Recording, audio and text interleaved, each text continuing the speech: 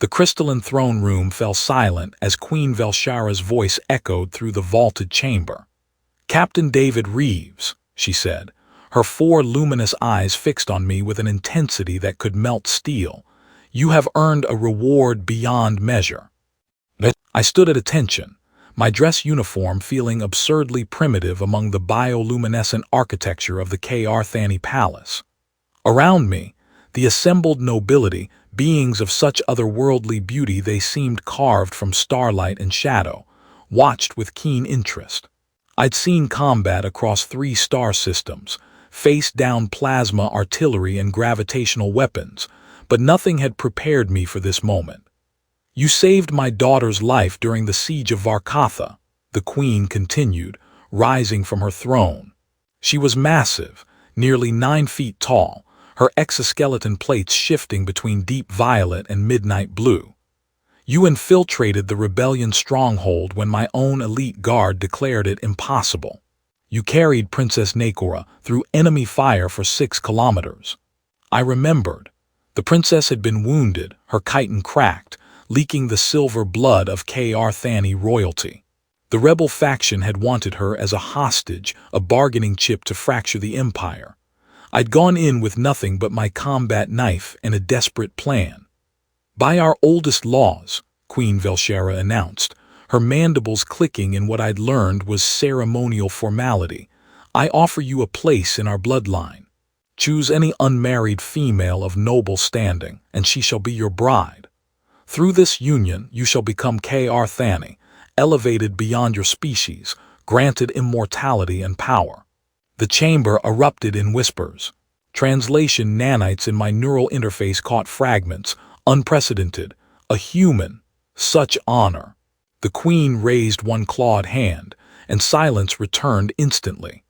"I have assembled the most eligible women of the empire. Each represents a powerful house, each possesses gifts beyond imagination. Choose wisely, Captain." They emerged from the shadows then, a procession that made my breath catch. Lady Tyrmessa of the Western Nexus, whose scales shimmered like opals, whose voice could harmonize at frequencies that controlled matter itself. Her 4 arms moved with impossible grace, and her smile promised both pleasure and political alliance with the richest mining territories in the empire. General Kuranath, whose battle achievements rivaled my own, her red chitin marked with ceremonial scars that told stories of 50 victorious campaigns. She met my eyes with fierce respect, a warrior recognizing another. Ambassador Heliana, whose telepathic abilities could navigate the treacherous web of galactic diplomacy, her translucent skin revealing the neural networks pulsing beneath like living constellations. One by one they came forward, 12 in total, each more magnificent than the last, each representing a strategic advantage, a powerful alliance, a fortune beyond human comprehension. And then, at the very end of the procession, barely visible in the shadows near the chamber's edge, I saw her.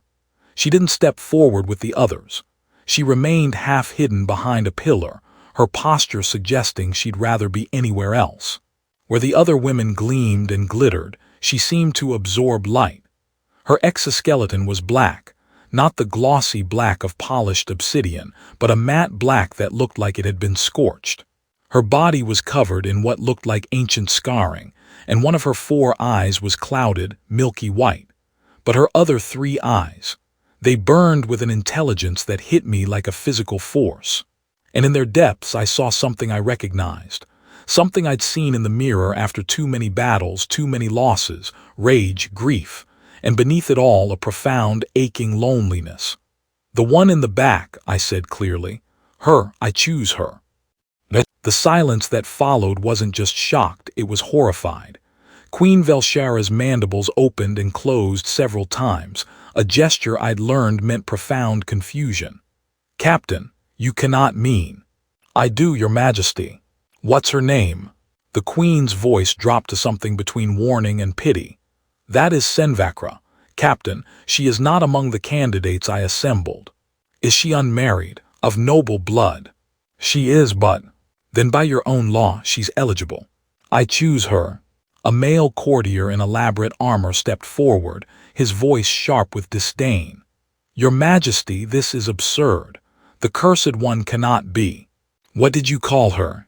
I interrupted, my tone cold enough to stop him mid-sentence. The Queen herself answered, her voice heavy. "Sen'Vakra is complicated. She was once my niece, a princess of the blood. But 15 years ago, she was accused of slaughtering her entire family unit, 7 nobles including children. The evidence was overwhelming. Only my intervention spared her execution, but she was stripped of titles, marked as cursed, forbidden from court circles." I kept my eyes on Sen'Vakra. She hadn't moved, but I saw her posture shift slightly, as if bracing for whatever came next. "Did she confess?" I asked. "No, she claimed innocence, but the tribunal." "Then the trial isn't over." I turned back to the Queen. "You said I could choose any unmarried noble. I choose her, unless you're retracting your offer." Queen Velshara's exoskeleton flushed a dark purple anger, I realized, but also something else. Respect, maybe. "Captain Reeves, you don't understand what you're asking. Sen'Vakra is dangerous. Her very presence is considered a bad omen. The telepaths won't go near her. She's been isolated for 15 years, I heard." I started walking towards Sen'Vakra. The crowd parted like I was carrying a plague. "So she spent 15 years alone, convicted by rumor, marked as a monster by people who fear what they don't understand." "Yeah, Your Majesty, I understand perfectly." I stopped in front of Sen'Vakra. Up close, I could see the scarring on her exoskeleton wasn't just physical, it was ritualistic. Someone had carved symbols into her chitin, marks of shame in Kr Thani culture. But beneath the scars I could see traces of what she'd once been. Elegant bone structure, powerful build. She must have been stunning before they'd tried to break her. "Do you speak English?" I asked quietly. Her voice was rough, like she rarely used it. "The nanites, yes. Why?" "Because I'm about to make both our lives very complicated, and I wanted to make sure you understood what's happening." For the first time, I saw something shift in those burning eyes. Not hope, she looked like she'd forgotten what hope felt like, but maybe curiosity. "You don't want this," she said flatly. "Whatever game you're playing, I'm the wrong piece." "No game, you want to know the truth." When I looked at that lineup of perfect, powerful, politically advantageous women, all I could think was how exhausting it would be.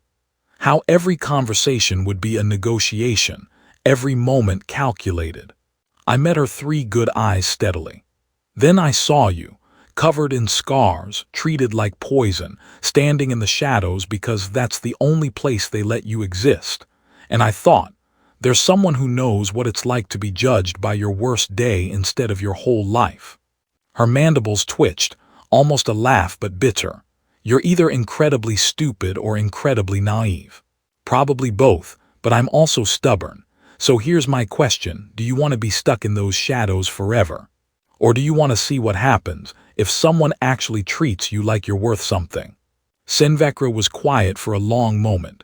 Around us, the court held its collective breath. "They'll make your life hell," she finally said. "Association with me will destroy any goodwill you've earned." "Let them try." She studied me with those 3 burning eyes, and I had the unsettling feeling she was seeing far more than I intended. "You really mean this? You're actually choosing the Cursed One over," she gestured at the assembled nobility, "literally any other option." "That's right." "Why?" I smiled, though it felt tight. "Because everyone in this room is so busy looking at what you supposedly did, they've forgotten to ask if you actually did it. And because I've been called a lot of things, reckless, insubordinate, too emotional for command, but nobody's ever called me a coward. I'm not about to start now." Sen'Vakra's expression was unreadable, but her posture shifted, straightened. Like someone remembering what dignity felt like. She turned to face Queen Velshara. When she spoke, her voice rang clear across the chamber. "I accept his choice." The Queen looked at me the way a general looks at a soldier who just volunteered for a suicide mission. "Captain Reeves, I beg you to reconsider. You have no idea what you're—" "With respect, Your Majesty, I know exactly what I'm doing. You offered me any bride I wanted. I've made my choice. Will you honor your word? The challenge hung in the air. A human captain, barely a year in K-Arthani space, questioning the honor of the eternal queen. Queen Velshara's exoskeleton went through several color shifts, purple rage, blue shock, finally settling on a resigned gray. Very well. But hear me now, both of you. The bonding ceremony will proceed, but you will face the trial of worthiness. Both of you. If you survive, the union will be recognized. If you fail. She didn't finish the sentence. She didn't have to. We'll survive, I said with more confidence than I felt. We'll see. The queen's mandibles clicked in dismissal. The trial begins at dawn. Prepare yourselves. The chambers they assigned us were in the oldest part of the palace, far from the gleaming central towers. Sen'Vakra led the way through increasingly deserted corridors, her movements silent despite her size. She'd wrapped herself in a dark cloak that concealed the worst of her scars. You can still back out, she said without looking at me. Tell the queen you were overcome by emotion, that you've reconsidered. She'd accept that. Probably reward you for your sense. Not happening. You don't even know me. So let's fix that. Tell me what actually happened 15 years ago. She stopped walking. We were in a corridor lit only by bioluminescent fungi, casting everything in pale blue light. When she turned to face me, her expression was harder than the walls around us. You want the official story or the truth? Truth? They'll never match, you know. The official version is too convenient, too neat. The truth is. She gestured at the scarring on her exoskeleton. Messier. We reached a door that looked like it hadn't been opened in years. Sen'Vakra placed her hand on a biolock, and it slid open reluctantly. The chambers beyond were Spartan, furniture covered in dust, windows that showed only the dark side of the palace's exterior. Home such as it is, she said dryly. The queen's mercy extends to not executing me, but apparently not to heating or decent light. I looked around the cold, bare space and felt anger kindle in my chest. 15 years in this. I've had worse accommodations. At least here nobody tries to kill me in my sleep. She moved through the darkness with practiced ease, lighting a few scattered glow globes. You asked what happened. The official story is simple. I went insane, slaughtered my family in a rage, and was stopped before I could escape. The evidence was overwhelming. My genetic markers on the weapons, my blood at the scene, witnesses who heard me threatening my cousin days before. But I don't remember it. Her 3 good eyes met mine. Not a moment. I went asleep in my chambers preparing for my bonding ceremony. Yes, I was engaged once to a military commander from an allied species.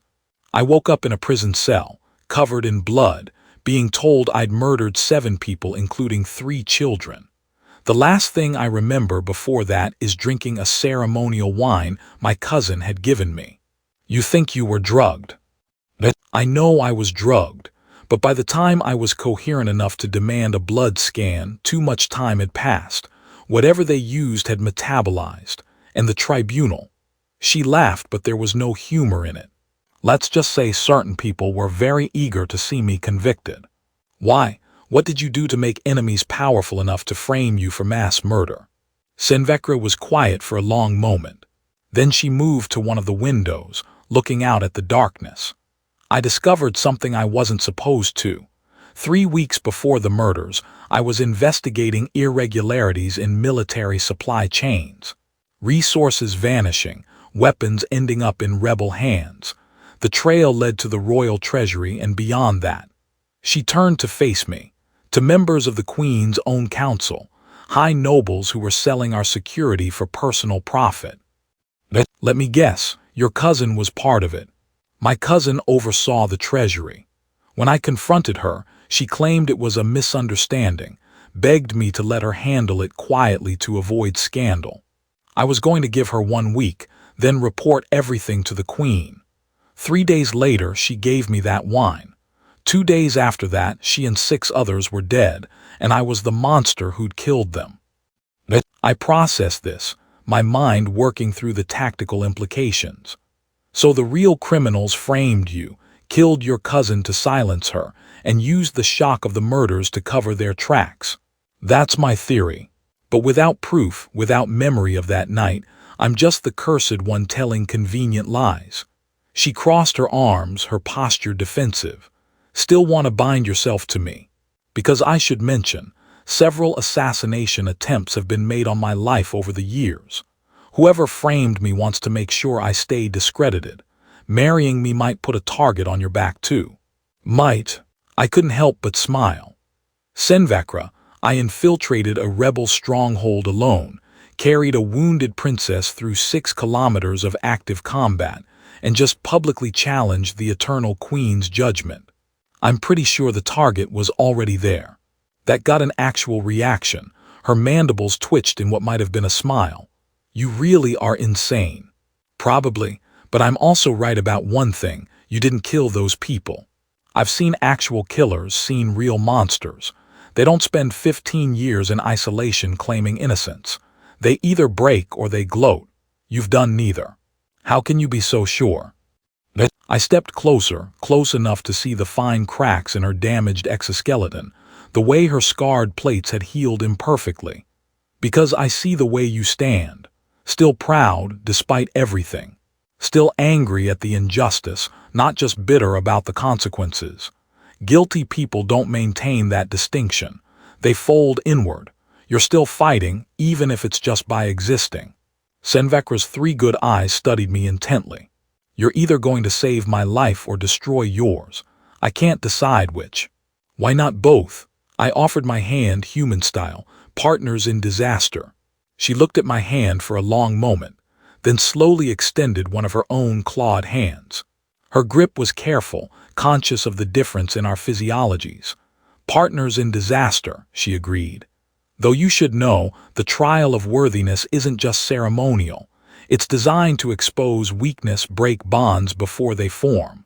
The Queen will test us separately and together, if we show fear, doubt, or fail to demonstrate perfect unity. She didn't finish. Then we don't show fear or doubt, and we demonstrate unity so perfect it makes them uncomfortable. I squeezed her hand gently. I didn't come to K'Arthani space to play it safe. I came because humanity needed heroes, needed someone willing to bridge the gap between species. Guess what? So do you. So let's show them what that actually looks like. For the first time, I saw something crack in Sen'Vakra's armor. Not weakness, something far more dangerous. Hope. Dawn comes in 6 hours, she said quietly. We should prepare. The trial will be intense. Then tell me everything I need to know about K'Arthani bonding trials. And Sen'Vakra. I waited until she met my eyes. Thank you for accepting my choice. I know you could have refused, made this easier on yourself. Easier? She made that bitter almost laugh sound again. Captain, nothing about my life has been easy for 15 years. At least this way, it might actually mean something. Dawn broke over the palace in waves of crimson and gold, the twin suns of the K'Arthani homeworld painting the sky in colors that Earth had no names for. I stood in the trial arena, a massive amphitheater that could hold thousands, currently filled with noble spectators who'd come to watch the human fool and the cursed one fail. I'd been dressed in ceremonial armor that was part exoskeleton, part work of art, living metal that bonded with my skin, responding to my nervous system. It felt alien and intimate in equal measure. Across from me, Sen'Vakra wore similar armor, though hers was marked with the symbols of her disgrace, turned into part of the trial's iconography. Queen Velshara sat on a raised platform, flanked by her council. Princess Nakora, the daughter I'd saved, sat beside her mother, her young face unreadable behind her ceremonial mask. The trial of worthiness, the Queen announced, her voice amplified to fill the arena, will test 3 aspects of the bonding: courage, unity, and truth. Fail any test and the bond is deemed unworthy. Both participants will be released from obligation, and the human will be offered another choice. We won't fail, I called back, my voice steady despite the hammering of my heart. The Queen's mandibles clicked. We shall see. First trial, courage, face your fears made manifest. The arena floor split open, and something rose from beneath. At first, I couldn't process what I was seeing. Then my neural interface started screaming warnings, and I understood. It was a quantum construct, a being made of living possibility. It looked like a massive, writhing mass of shadows and light, constantly shifting, constantly adapting. But worse, far worse, it wore familiar faces. I saw my squad from the Varkatha mission, the ones who hadn't made it, saw them twisted, accusing, their dead eyes finding mine. "You left us," they whispered in perfect unison. "You saved the princess but left us to die." My breath caught. The guilt I'd buried, the nightmares I'd fought, all of it surging back. "You knew the mission, we all knew." "Excuses," the construct hissed. "You chose alien royalty over your own kind, traitor, coward."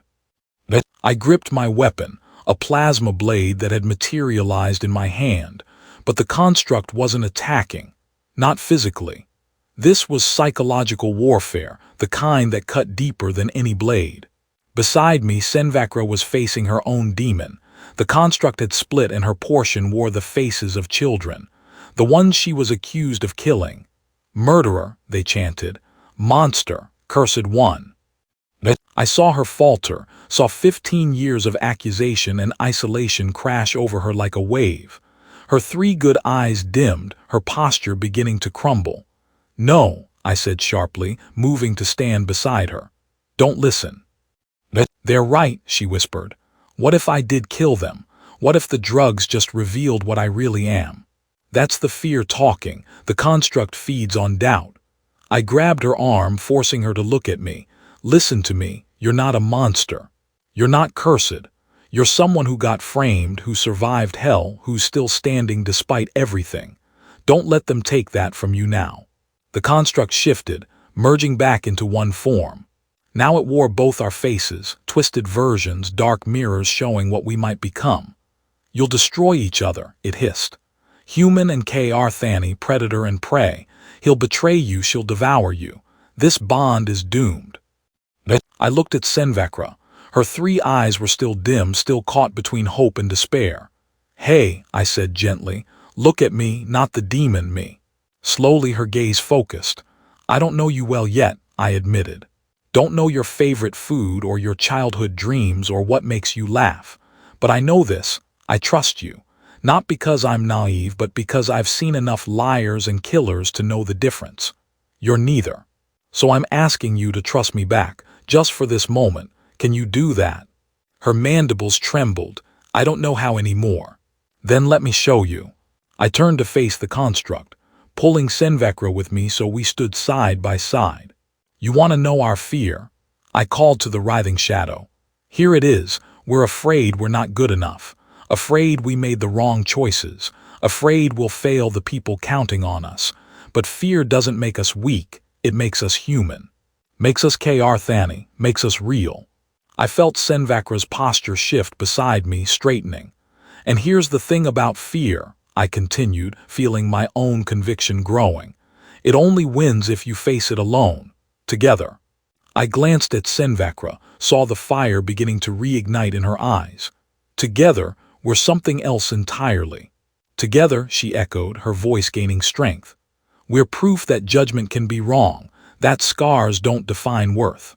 That courage isn't the absence of fear, it's choosing to stand despite it." The construct shrieked, a sound like reality tearing. We'd broken its fundamental rule. It fed on isolation, on individual doubt. Unity was its poison. "First trial," Queen Velshara's voice rang out past. "Well done." The construct dissolved, and I felt the arena's atmosphere shift.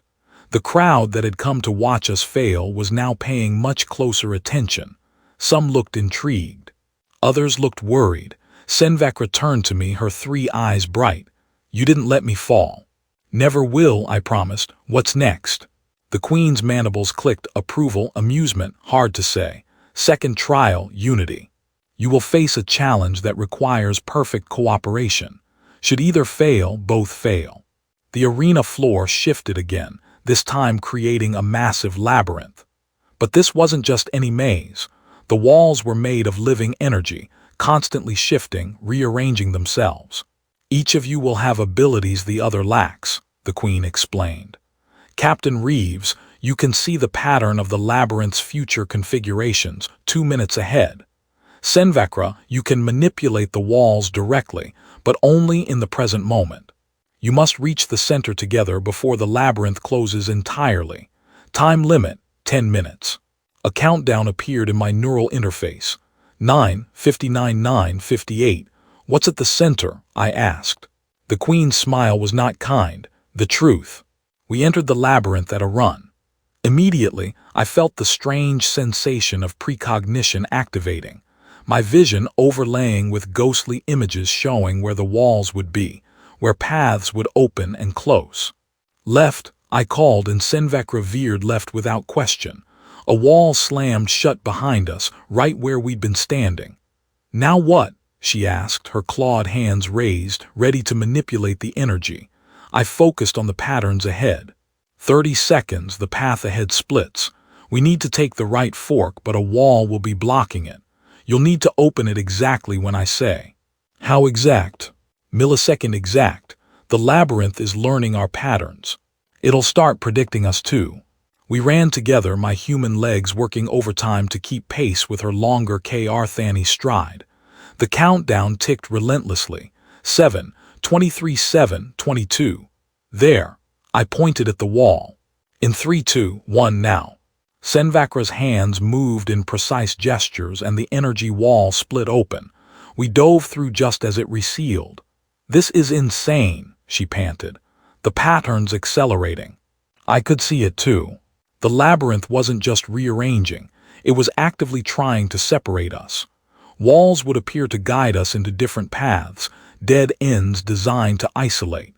They're testing if we'll abandon each other to save ourselves, I realized.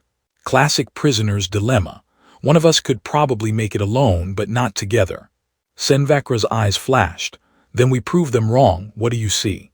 I focused harder, pushing my precognition to its limit. The effort made my head throb, but I could see it. A path, narrow and constantly shifting, but navigable if we moved as one unit. We need to move in perfect synchronization, I said. I'll call directions, you manipulate the walls. No hesitation, no second guessing, total trust. Total trust, she agreed. From someone who hasn't trusted anyone in 15 years, no pressure. Despite everything, I grinned. You're making jokes now. I'm a good influence. Or a terrible one. Start calling directions before I regain my sense. We moved like a single organism after that.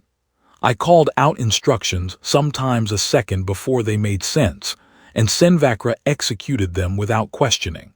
Left, right, up, down. The labyrinth was three-dimensional, requiring her to create temporary platforms while I tracked which ones would remain stable. 4, 17, 4, 16. We're not going to make it at this pace, Sen'Vakra said, her voice strained. Manipulating so much energy was taking a toll. Yes, we will, I can see it. There's a shortcut coming. Risky, but possible. How risky? Catastrophically. See that opening ahead? It leads to a vertical shaft. If we time it perfectly, we can use it to drop directly toward the center, but the shaft is collapsing. We'll have maybe 3 seconds. 3 seconds to fall an unknown distance through a collapsing energy tunnel. Sounds lovely. You got a better idea. Unfortunately, no. When? I watched the patterns overlay, calculating trajectories and collapse rates. 20 seconds. Be ready to create a catch platform at the bottom. I'll tell you exactly when. We sprinted for the opening. Behind us, the labyrinth sensed our intent and tried to close the path early. Sen'Vakra's hands moved in a blur, forcing walls open even as they tried to seal. 2, 43, 2, 42. Jump, I shouted. We leaped into the shaft together. The walls immediately began collapsing inward, energy crackling as it compressed. Wind screamed past us, and I saw Sen'Vakra's exoskeleton begin to glow from the energy discharge. Now, I called. Platform now. Her hands slammed together and a platform of solid energy materialized beneath us. We hit it hard. the impact driving the air from my lungs. The shaft sealed above us with a sound like thunder, and suddenly we were there. The center of the labyrinth, 147-146. Second trial, Queen Velshara announced, passed, impressive. We stood, helping each other up. Sen'Vakra's exoskeleton was scorched, and I could taste copper in my mouth from the effort of maintaining precognition for so long. But we were alive, together. The truth, I said, looking around the center chamber. She said the truth was here. And then I saw it, a holographic display hovering in the air. Images, data, records. All encrypted, but my neural interface began decoding them automatically. Sen'Vakra's breath caught. Those are treasury records from 15 years ago. Not just records, I said, reading faster. Evidence. Financial transactions, communications, supply chain manifests. Everything you were investigating. I looked at her, then at the Queen watching from above. This was here the whole time. Queen Velshara's expression was unreadable. The third trial begins now. Trial of truth. Sen'Vakra, you claimed innocence for 15 years. The evidence before you proves you were right. You were investigating corruption. You were framed. But this evidence also reveals something else. The Queen's voice went cold. Your cousin was killed not by you, but by the same conspirators. She was going to confess, to expose them. They murdered her and used you as the scapegoat. Sen'Vakra stared at the data, her 3 eyes wide. They killed her. My cousin died trying to do the right thing, and I spent 15 years believing. Her voice broke. I spent 15 years believing I might have killed her. The truth, the Queen continued relentlessly, is that the conspiracy reached higher than you imagined. 3 members of my own council were involved. They're in this arena right now, watching, waiting to see if this trial exposes them. I understood then. The trial of worthiness wasn't just about testing our bond. It was the Queen's way of forcing the truth into the open, using us as the catalyst. Third trial, the Queen said, is this: will you seek revenge? Or will you seek justice? The accused nobles are armed. Self-defense is permitted. But the choice of how to respond to 15 years of persecution, to your cousin's murder, to your stolen life, that choice is yours. Sen'Vakra's hands clenched into fists. I could feel the rage pouring off her, 15 years of accumulated fury finally given a target. Sen'Vakra, I said quietly, don't. They took everything, she hissed. My family, my honor, my life, and you want me to show mercy. I want you to show them they failed. I stepped in front of her, blocking her view of the nobles who were now standing, their guilt written in their panicked expressions. They wanted to break you, turn you into a monster. If you kill them now, you prove them right. You become what they claimed you were. Justice, she spat. You want me to trust in justice? Where was justice for 15 years? Standing right here. I met her burning eyes steadily. I'm not asking you to forgive. I'm not even asking you to let it go. I'm asking you to be better than they are, because that's how you win. Not by becoming the monster they created, but by remaining the person they tried to destroy. The arena was silent. The whole empire was watching, I realized. This moment would define not just our bond, but the future of Kr Thani justice. Sen'Vakra's whole body trembled. Then slowly she unclenched her fists. I want them tried, she said, her voice carrying across the arena. Publicly, every crime exposed, every lie revealed. I want my cousin's name cleared alongside my own. And I want everyone who contributed to this, everyone who believed the lies, who shunned me, who carved shame into my skin, to see exactly what they supported. She turned to face the Queen directly. Your Majesty, you saved my life by commuting my execution. Now I ask you to finish what you started. Give me justice, real justice, not revenge. Queen Velshara stood slowly, her massive form seeming to grow even larger. Third trial passed. All 3 trials passed. Her mandibles clicked in what was unmistakably approval. The bond is worthy. The union is recognized. Then she did something that shocked everyone. She descended from her platform and approached Sen'Vakra directly. "Niece," she said, using the familial term for the first time in 15 years, "I failed you. I believed the evidence, believed the tribunal, and in doing so, I allowed injustice to flourish in my own court. Your choice today, to demand justice rather than take revenge, shows more nobility than half my council has demonstrated in decades." The Queen turned to me. "Captain Reeves, I called your choice a mistake. I was wrong. You saw what I had become too blind to see, that my niece's greatest strength wasn't her combat prowess or her political mind, but her ability to endure the unendurable without losing herself. You chose not the bride who would bring you the most advantage, but the one who would make you a better person. That is wisdom." She raised her voice to address the entire arena. "Let it be known throughout the empire. Sen'Vakra is restored to her full titles and rights. The false conviction is hereby erased. Her honor is unblemished. Her exoskeleton shifted to a deep, furious red. And let it also be known that those who conspired against her will face the full measure of justice. Council members Torvash, Helkrun, and Yarnessa, you are under arrest for treason, conspiracy to commit murder and corruption. Guards, take them." The arena erupted. 3 nobles tried to flee, but the Queen's elite guard was faster. The crowd's reaction was split, some cheering, others shocked, a few looking distinctly nervous about what other secrets might be revealed. Princess Nakora stepped forward, removing her ceremonial mask. She was young, barely into adulthood by Arthani standards, but her eyes held wisdom beyond her years. "Aunt Sen'Vakra," she said formally, "I never believed the accusations. I was too young to speak against the tribunal, but I want you to know, I'm glad you've been vindicated. And Captain Reeves," she turned to me, "thank you. Not just for saving my life, but for saving hers." Sen'Vakra looked at her youngest cousin, and I saw emotions play across her face that probably hadn't surfaced in 15 years. "You were 5 years old when they convicted me. Why didn't you believe?" "Because I remembered you," Nakora said simply.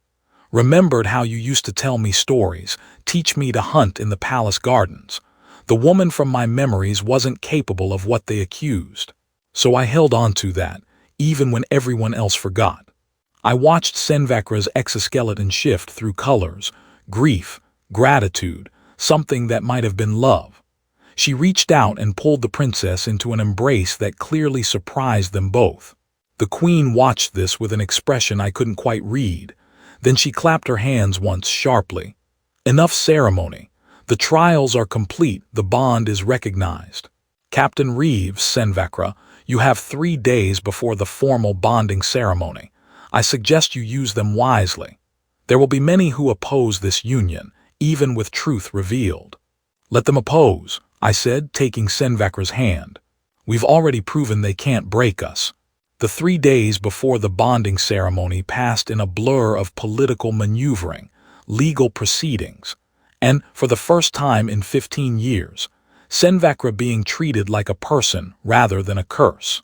We spent most of that time in the restored quarters she'd been granted, rooms befitting her actual rank, with warmth and light and a view of the palace gardens. She kept touching things like she couldn't believe they were real. Soft furniture, temperature controls, windows that actually opened.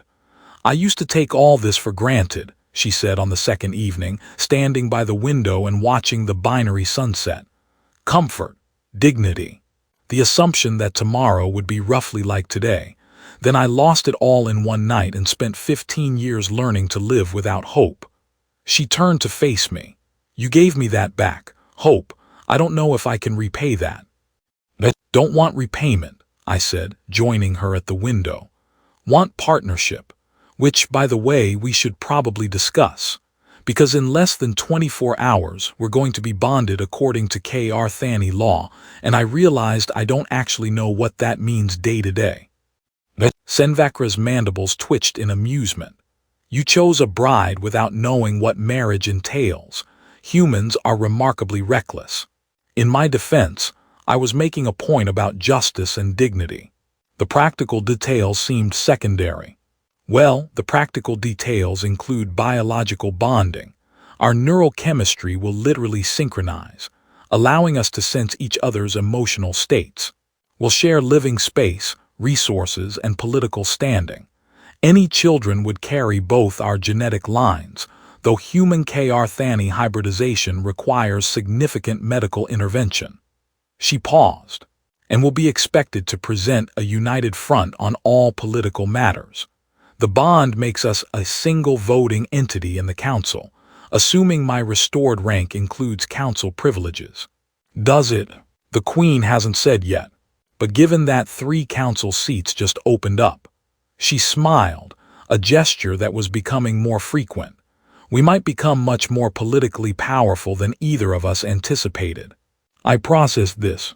So we went from you being the cursed one, and me being the reckless human to possibly holding significant sway over empire policy. That's quite a promotion. Or quite a target. There are those who profited from the conspiracy, even if they weren't directly involved.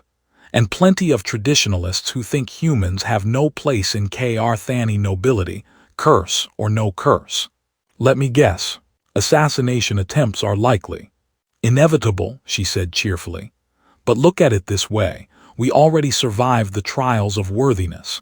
Compared to that, regular assassination attempts should be straightforward.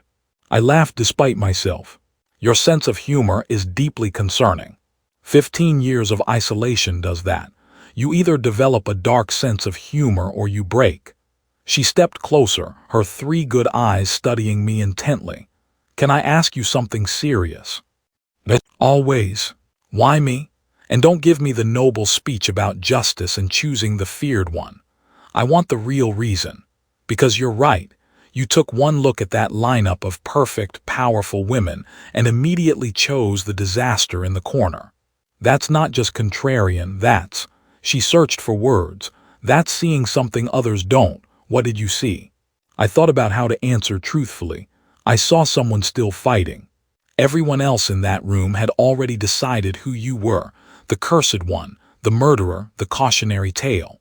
They'd written your story and closed the book, but you hadn't accepted that narrative.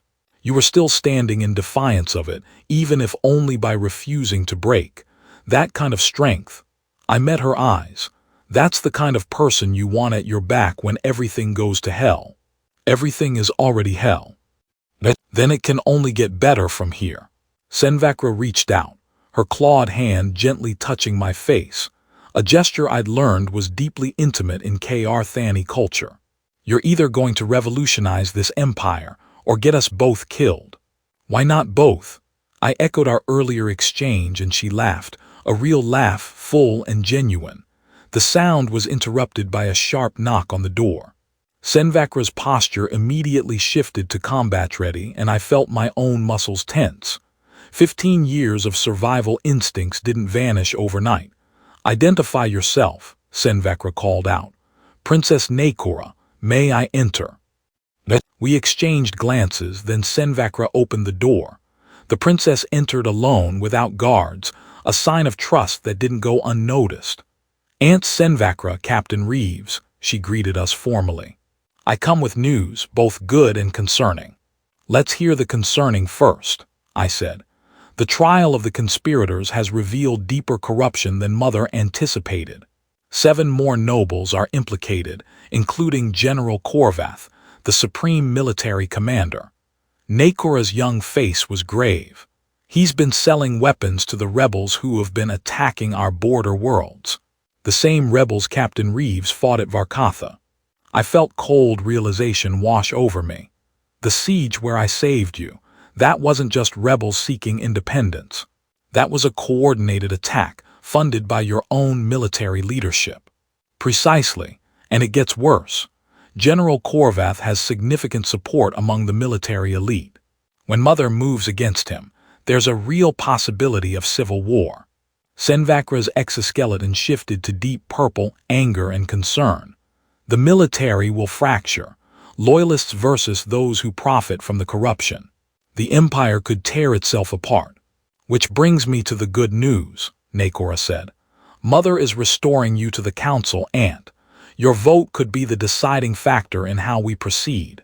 But more than that, your experience investigating the original conspiracy, your understanding of how deep the corruption runs, and your proven loyalty despite everything. She looked between us. You two might be the only people in the palace Mother trusts completely right now. She wants us to help root out the rest of the conspiracy, I realized. Use our bonding ceremony to draw out anyone else involved. Exactly. The ceremony will be the largest gathering of nobility in 5 years. Everyone who matters will be present. If we're strategic, we turn our wedding into a sting operation, Sen'Vakra finished. Her mandibles clicked in dark amusement. Using me as bait, again. At least this time I'm aware of it. I looked at her. You don't have to agree to this. We could refuse, step back from politics entirely. And let the corruption continue. Let more soldiers die because their leaders are profiting from war. She shook her head. No. Besides, after 15 years of being treated as the enemy of the empire, I'd quite like to actually save it. Poetic justice. Nakora smiled. I told Mother you'd agree. She's prepared a full briefing for tomorrow morning, but tonight, she pulled out a small case. I brought you something, a bonding gift. She opened the case to reveal 2 pieces of jewelry, intricate, beautiful, clearly ancient. These belong to our great-grandmother, who bonded with a member of the Tikari species, our first cross-species union. She faced similar opposition, similar threats, but her bond lasted 70 years and produced 3 children who became some of our greatest leaders. She offered the jewelry to Sen'Vakra. I thought you should wear them tomorrow. A reminder that you're not the first to bridge impossible divides. Sen'Vakra took the jewelry with trembling hands. Nakora, I thank you. Thank me by surviving the ceremony, and by teaching me how you endured 15 years of isolation without losing yourself. I may be a princess, but I suspect the coming years will require that kind of strength from all of us. After the princess left, Sen'Vakra stood holding the jewelry, her 3 eyes bright with unshed tears. I never thought I'd wear bonding jewelry, never thought I'd have family acknowledge me again, let alone trust me. I wrapped my arms around her carefully, conscious of her sharper angles and harder surfaces. You've got family now. Got the queen's trust, the princess's respect, and a reckless human who thinks you're the most remarkable person he's met. She leaned into the embrace, and I felt her exoskeleton warm slightly, a K'arthani expression of comfort and affection. Tomorrow's going to be chaos, isn't it? Probably, but we've survived worse. Have we, though? We've survived trials and conspiracies, but surviving actual matrimony. She made a sound that might have been a laugh or a sob. That might be the greatest challenge yet. The bonding ceremony took place at dawn, in the great ceremonial chamber at the heart of the palace. The room was vast, capable of holding thousands, and today it was filled to capacity. Every noble house, every military officer of rank, every political figure of importance, all present to witness the impossible union of the Cursed One and the human captain.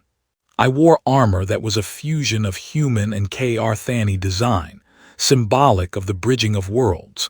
Sen'Vakra wore the ancient jewelry Nakora had given her, along with new armor that covered her scars without hiding them, a statement that her past was part of her, not something to be erased.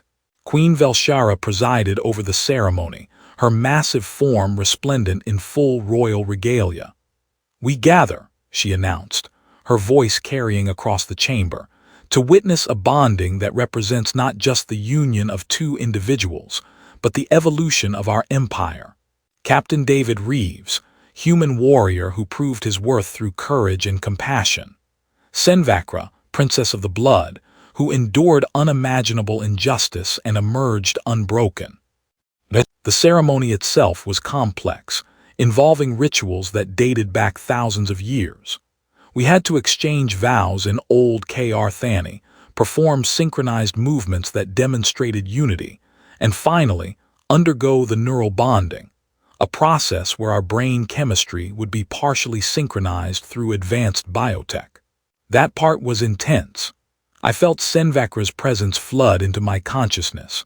Her memories, emotions, the full weight of 15 years of isolation and pain, but also her fierce pride, her unbreakable core, her slowly rekindling hope. And she felt me. My guilt over lost squad members, my determination to bridge the gap between species, my absolute conviction that choosing her had been right. The bond sealed with a flash of light visible even to observers, and suddenly I could sense her emotional state as clearly as my own. She was nervous, defiant, and underneath it all, deeply happy. "The bond is complete," Queen Velshara declared. "Sen'Vakra and David Reeves are now recognized as a bonded pair, with all rights and responsibilities therein." The chamber erupted in a mixture of cheers and uncomfortable silence. The divide was clear: those who supported this new direction for the Empire, and those who saw it as a dangerous mistake. That's when General Korvath made his move. "I object." His voice boomed across the chamber. The massive K'Arthani general stood, his red military armor marked with decades of service. "This union is a mockery of our traditions, a human elevated to nobility, a proven murderer restored to the council. This is not evolution, this is degradation."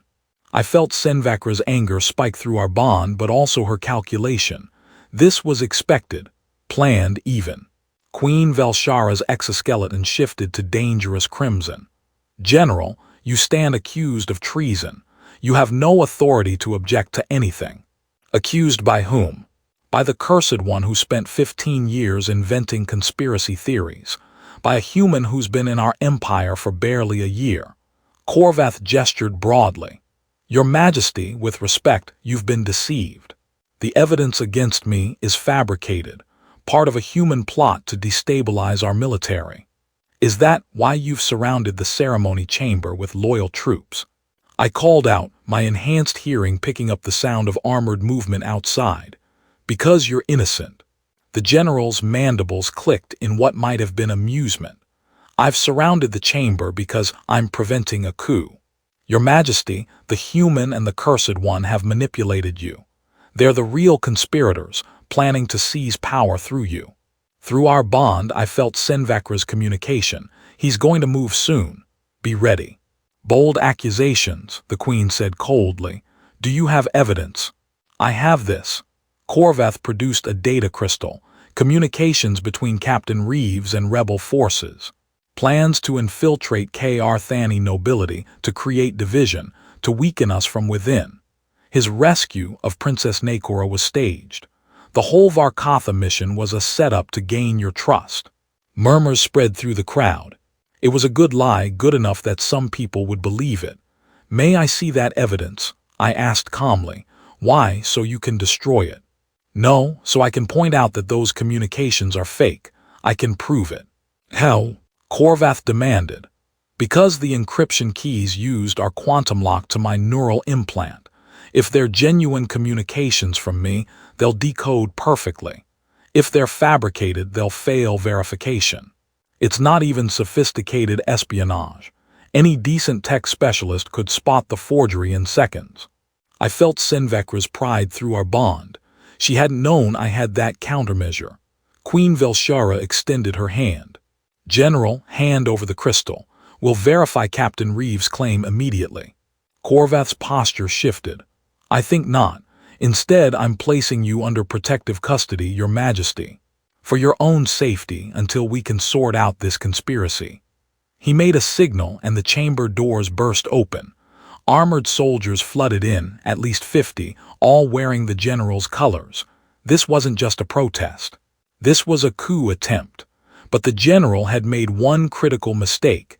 He'd forgotten that the cursed one had spent 15 years learning to survive against impossible odds. "Now," Sen'Vakra said calmly. The floor beneath the soldiers erupted. Sen'Vakra had spent the last 3 days programming the ceremonial chamber's defensive systems. Ancient technology most people had forgotten existed. Energy barriers slammed into place, trapping the soldiers in sections. Simultaneously, Princess Nakora's royal guard, the ones we'd vetted personally, emerged from hidden positions. They'd been there all along, waiting for exactly this contingency. "General Korvath," Queen Velshara said, her voice now pure authority, "you are under arrest for treason, attempted coup, and conspiracy to commit regicide. Surrender immediately." The general snarled, his armor deploying weapons. "You think I came unprepared? My forces control the palace perimeter. I have support from half the military. Surrender yourself, or I'll level this chamber with everyone in it." "No," I said, stepping forward, "you won't." "Confident for someone surrounded by my troops. Your troops who are currently trapped by energy barriers they can't breach. Your troops who signed up for a power play, not mass regicide. Your troops who are realizing right now that their general lied to them about the strength of his position." I activated my neural interface, broadcasting to the trapped soldiers. "Soldiers of the K-Arthani Empire. Your general told you this was a protective action. It's not. It's treason. He's been selling weapons to rebels, profiting from your brothers' and sisters' deaths. The Queen has evidence. Stand down now and you'll be treated as following orders. Continue and you'll be tried alongside him." Silence stretched. Then one by one, the soldiers began powering down their weapons. Korvath's exoskeleton went through rapid color shifts, rage, panic, desperation. "You dare!" He never finished the sentence.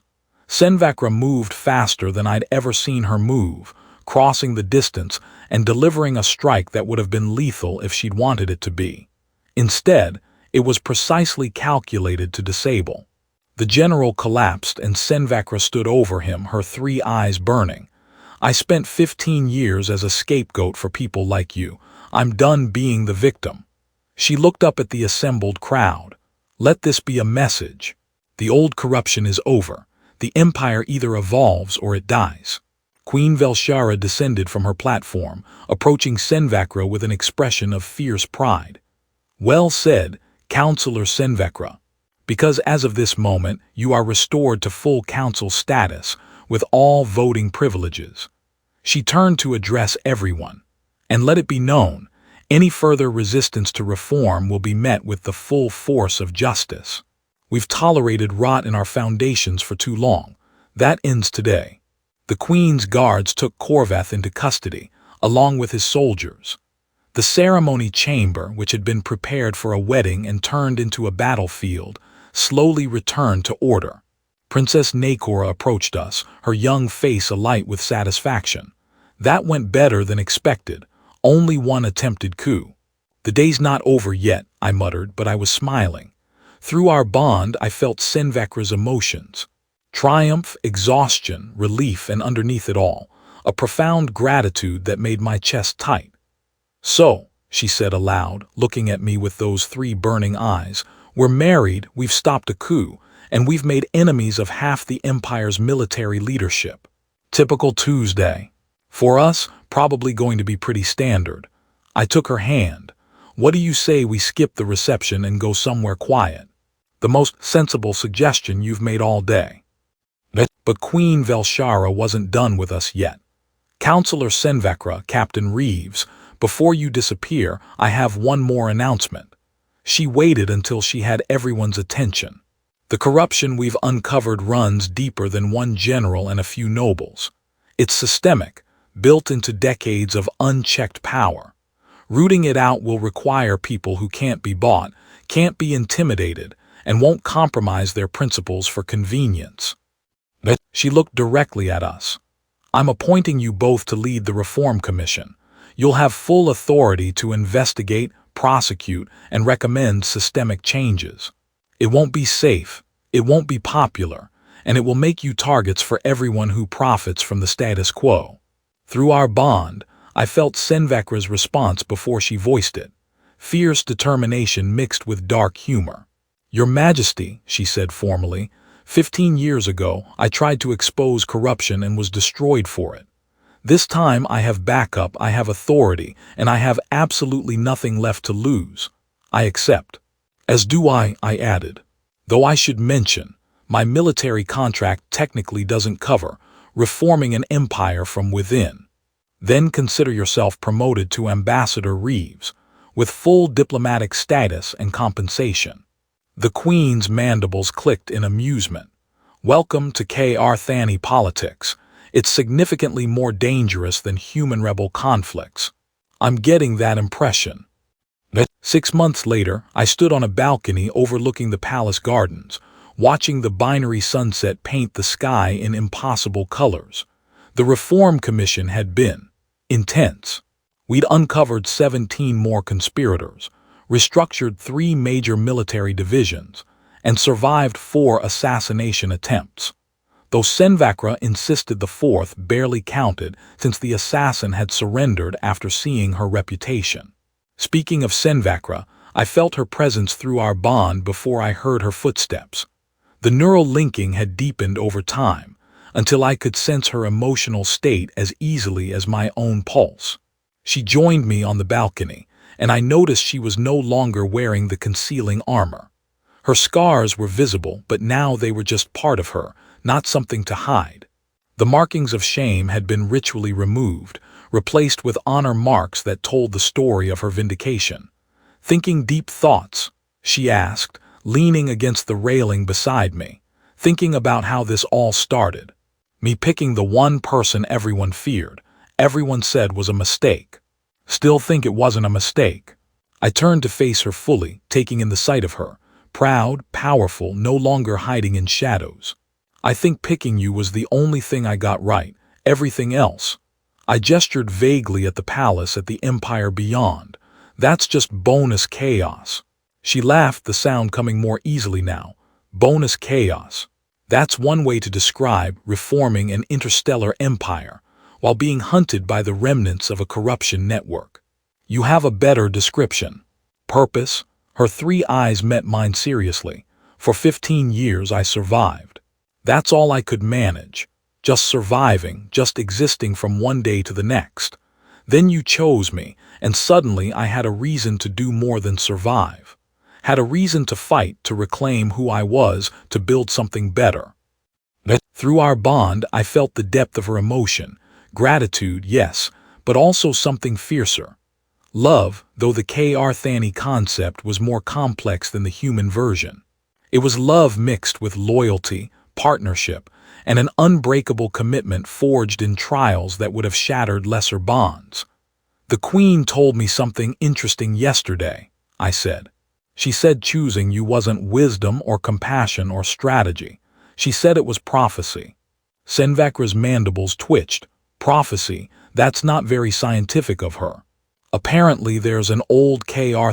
prediction about an outsider who would choose the rejected one. And together, they'd reshape the empire's future. She thinks we're fulfilling that. Do you believe in prophecy? No, but I believe in choice. And I believe that sometimes when you choose the difficult path, the one everyone says is wrong, you end up somewhere more interesting than the safe road would have taken you. Interesting. Sen'Vakra moved closer, her clawed hand finding mine. That's certainly one word for our situation. Others include dangerous, unprecedented, politically volatile, and, according to yesterday's council session, completely insane. They're still upset about the military restructuring. They're upset about everything, but they can't argue with the results. Rebel attacks are down 60% since we exposed the weapons sales. Corruption prosecutions are at an all-time high. And, she smiled, public approval of the royal family is the highest it's been in 3 decades. I felt something shift through our bond, nervousness, anticipation. What aren't you telling me? She was quiet for a moment, watching the sun set. Then, the Queen wants to formally adopt you into the royal bloodline, not just as my spouse, but as a full member of the dynasty. Prince Consort David Reeves, with all the responsibilities that entails. That's a lot. That's an understatement. It would make you 4th in line for the throne, right after Nakora. It would also make you a permanent target for anyone who thinks humans shouldn't have that kind of power in the empire. What do you think? Through our bond, I felt her true feelings. Fear for my safety, pride in how far I'd come, and underneath it all, hope that maybe, just maybe, we were building something that would outlast us. I think, she said carefully, that 6 months ago I was the cursed one, standing in shadows at a bonding ceremony expecting nothing. Then a reckless human chose me over every perfect option available. Since then, we've stopped a coup, reformed a military, and changed the political landscape of an empire. So at this point, she turned to face me fully, her 3 eyes bright. I think we should stop asking if we're making mistakes and start accepting that we're rewriting the rules entirely. Is that a yes to the prince consort thing? That's a let's see where this impossible situation takes us next. We're good at impossible. I pulled her close, still marveling at how we'd learned to navigate the physical differences between our species, how to hold each other without causing discomfort, how to read body language that didn't translate directly, how to find intimacy in the space between alien and human. You know what the really strange part is? I said, everyone told me I made a big mistake, told me I'd chosen wrong, thrown away a golden opportunity, bound myself to disaster, and they were right about one thing. What's that? It was a big mistake, just not the kind they thought, because choosing you didn't make my life easier or safer or more convenient.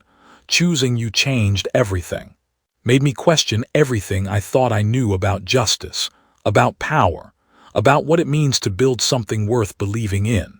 Sen'Vakra's exoskeleton shifted through colors, the visual language of deep emotion. That's the most romantic thing you've ever said, and it's entirely backwards. Story of our relationship. She laughed, and through our bond, I felt her happiness like sunshine. So what now, Prince Consort? Where does this impossible situation take us next? I looked out at the palace, at the empire we were still reforming, at the future that was unwritten and terrifying and full of possibility. Wherever it is, I said, at least I won't have to wonder if I chose right, because the woman everyone feared, the one they called the biggest mistake I could make. I met her burning eyes. She's the best decision I ever made. Sen'Vakra touched my face gently, the intimate K'Arthani gesture of deep affection. Then I guess we'll face whatever comes next together.